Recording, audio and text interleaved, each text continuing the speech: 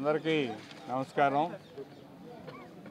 ఈరోజు తుళ్ళూరు మండలం వడ్డమాన గ్రామంలో రైతులతో మాట్లాడాలనే ఆలోచనతో గౌరవ మంత్రివర్యులు నారాయణ గారు రావడం జరిగింది. ఈ గ్రామానికి రావడం ముఖ్యమైన ఉద్దేశం ఏమంటే రెండో విడత ల్యాండ్ పూలింగ్లో ఈ గ్రామం ఉంది కాబట్టి ఏదైనా అనుమానాలున్నా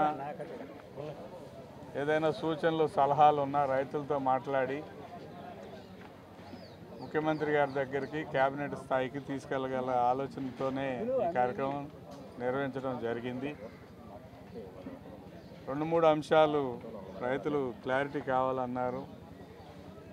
బై అండ్ లార్జ్ దానికి ఒప్పుకుంటూ ల్యాండ్ పూలింగ్కి ఒప్పుకుంటూనే గతంలో కొన్ని గ్రామాల నుంచి మేము ల్యాండ్ పూలింగ్కి ఇచ్చాం, మా ప్లాట్లు ల్యాండ్ ఎక్విజిషన్లో పడినాయి, వాటిని వీలున్నంత త్వరగా మాకు కేటాయింపులు జరపాలని కోరారు.